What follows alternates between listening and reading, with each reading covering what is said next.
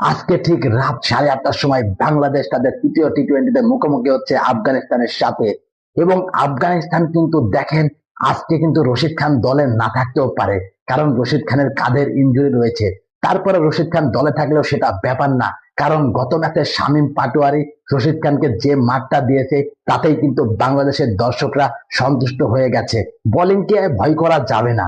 আসলে বোলিংকে যদি ভয় করা যায় তাহলে বোলিংরা সহজেই পেরে বসবে। সেই কাজটা বোলিংদের কখনোই করতে দেওয়া যাবে না। আগের টি-20 ম্যাচে সেটা কিন্তু বাংলাদেশের প্লেয়াররা করে দেখিয়েছে। সেই কাজটাই কিন্তু করতে হবে বারবার বাংলাদেশের প্লেয়ারদের। বোলিংদের কোনো রকমই সুযোগ দেওয়া যাবে না।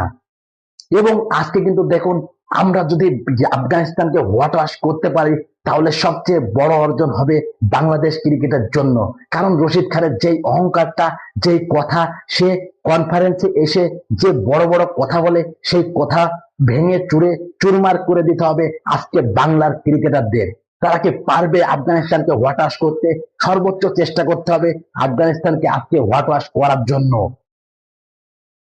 এবং নুরুল হাসান সোহান দেখুন, পরপর দুইটি ম্যাচ যেভাবে বাংলাদেশকে মিডল অর্ডারে একাই লড়াই করে জয় এনে দিল, এরকম মনোভাবই বাংলাদেশের প্লেয়ারদের দরকার সব সময়। কারণ এরকম ক্লোজ ম্যাচ আপনি যখনই জিততে শিখবেন তখনই কিন্তু আপনার মনোবলটা হয়ে যাবে আকাশচুম্বী, অনেক চাঙ্গা হয়ে যাবে। এই কারণে এই ম্যাচগুলো বারবারই আমাদের জিততে হবে। সবচেয়ে যদি ব্যাটিংরা দায়িত্ব নিয়ে খেলে তাহলে এই ক্লোজ ম্যাচগুলো জেতা বেশি সম্ভব। এবং মিডল অর্ডারদেরই কিন্তু এই দায়িত্বটা বারবার নিতে হবে। এরকম মনোবল যদি মিডল অর্ডারের প্লেয়ারদের থাকে তাহলে কিন্তু বড় মঞ্চেও ভালো করা সম্ভব, সেটা কিন্তু আমি মনে করি এবং বাংলার দর্শকরাও সেটাই মনে করে। এ কারণে কিন্তু মিডল অর্ডারের টি-20তে কোনো সময় মনোবল হারানো যাবে না, সব সময় মনোবল চাঙ্গা রাখতে হবে। এবং আমি মনে করি বাংলাদেশ আজকে যেভাবেই হোক আফগানিস্তানকে হারাবে এবং তাদের হোয়াইট ওয়াশ করবে।